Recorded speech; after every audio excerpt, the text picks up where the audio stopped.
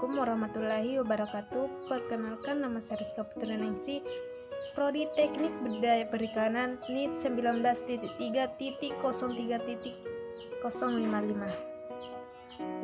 Baik, di sini saya akan menjelaskan prospek bisnis ikan hias Blue Devil.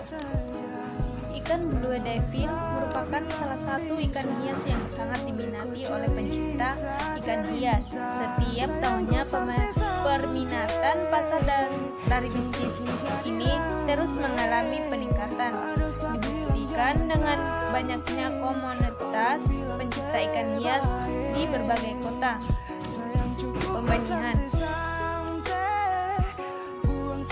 Kegiatan pembenihan Blue Devil meliputi pemeliharaan induk, pemijahan, penanganan telur, pemeliharaan larva, pengelolaan kualitas air, pencegahan hama dan penyakit, dan pemeliharaan benih dan panen. Pembesaran ikan hias Blue Devil. Benih ikan yang dikeluarkan dari bak larva dibesarkan di bak fiber yang bervolume 2-3 dengan menggunakan sistem air mengalir selama 24 jam. Pakan diberikan 3 kali sehari, yaitu pagi, siang, dan sore hari, berupa pakan artemia dan pakan pelet. Pakan harus disesuaikan dengan buka mulut ikan yang dipelihara dan untuk membersihkan kotoran yang ada di dasar bak, maka penyimpanan dilakukan setiap selesai pemberian pakan. Panen dilakukan setelah ikan berumur 5-6 bulan. Untuk masalah ukuran dan jumlah disesuaikan dengan permintaan pasar. Prospek bisnis Mas Koi dapat dikatakan sangat menguntungkan, di mana budidaya ikan koi mampu mendatangkan keuntungan yang berlimpah. Ikan koi merupakan jenis primadona. Pembenihan budidaya ikan koi cukup dilakukan, hanya saja yang menjadi krusial adalah ketersediaan bibit berkualitas. Langkah-langkah budidaya ikan koi berikut ini adalah tahapan dalam budidaya ikan koi, yaitu memilih indukan, pemeliharaan indukan ikan koi, pemijahan ikan koi meliputi tempat pemijahan, proses pemijahan, penetesan larva, pendederan, penyoritan ikan mas koi. Pembesaran. Yang pertama merupakan pemupukan organik, lebih murah dibandingkan dengan pupuk kimia. Mengandung hampir semua elemen nutrisi penting dan secara tradisional diterapkan pada kolam ikan untuk melepaskan nutrisi organik yang merangsang pertumbuhan plankton. Kedua, pemberian pakan yang diberikan berupa pelet berukuran 8 mm. Asumsinya ikan koi yang berumur lebih 2 tahun sudah berukuran minimal 60 cm. Jumlah pakan yang diberikan sekitar 3-5% dari bobot tubuhnya dalam satu hari. Frekuensi pemberian pakan 2-4 kali. Yang ketiga, pemeliharaan kolam atau tambak. Jaga kualitas air kolam agar ikan koi yang Anda pelihara sehat. Mengganti air seminggu sekali. Pembatasan ikan dalam kolam. Perhatikan kadar air kolam. Prospek bisnis bunga lotus memang sangat menguntungkan dan sangat menjanjikan. Bisnis budidaya bunga lotus memang dapat dikatakan sangat menjanjikan dan potensial. Sangat bagus sejak dahulu hingga sekarang. Bisnis budidaya bunga lotus ini sangat menjanjikan. Pembenihan bunga lotus. Sisipkan biji lotus, kemudian kupas biji lotus. Rendam biji yang sudah diiris ke dalam tempat berisi air, guys. ganti air di tempat tersebut setiap 2 kali sehari pada siang dan sore hari. Letakkan di pinggir jendela agar terkena sinar matahari, namun jangan diletakkan di tempat yang terlalu terik. Biasanya benih mulai tumbuh sekitar 4 hari, setelah kira-kira 2 minggu akan muncul akar.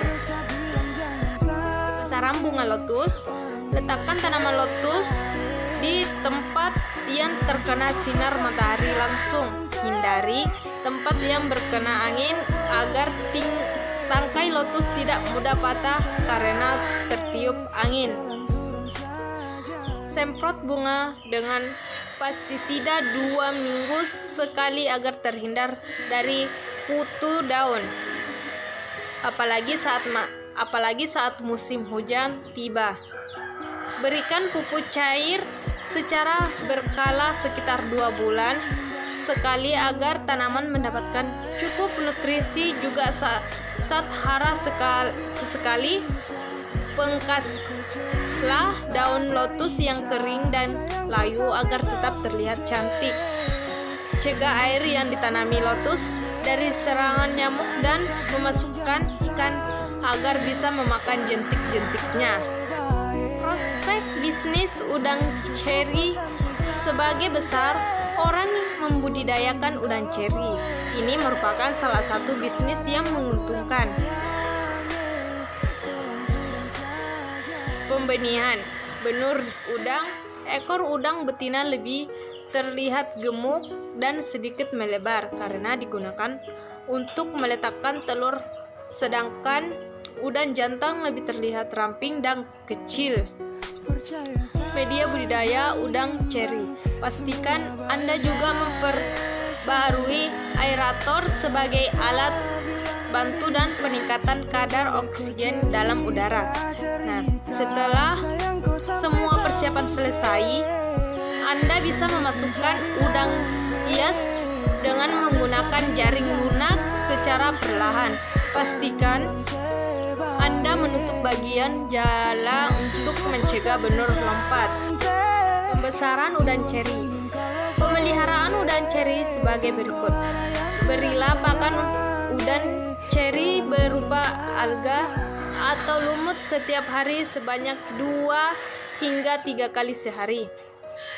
Pergantian air selama seminggu sekali sangatlah penting untuk menjaga serta mencegah adanya hama dan penyakit. Jika ada udang yang terkena hama dan penyakit, pisahkan dengan udang lain dan lakukan perawatan khusus seperti pemberian obat dan vitamin khusus. Prospek bisnis kuya batok.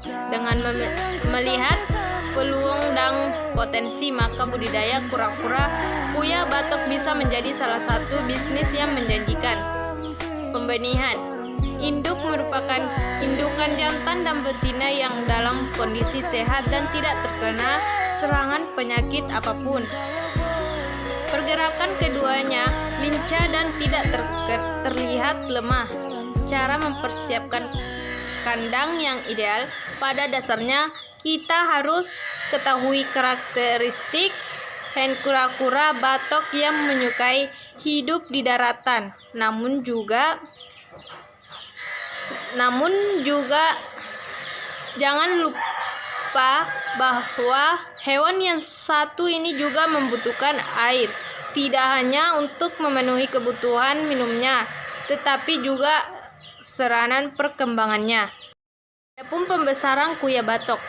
Cara merawat kura-kura batok. Pakan dan minum makan yang dapat diberikan adalah berupa daunan. Kebutuhan pakan diberikan secara bertahap, yakni 3 kali sehari dalam sehari.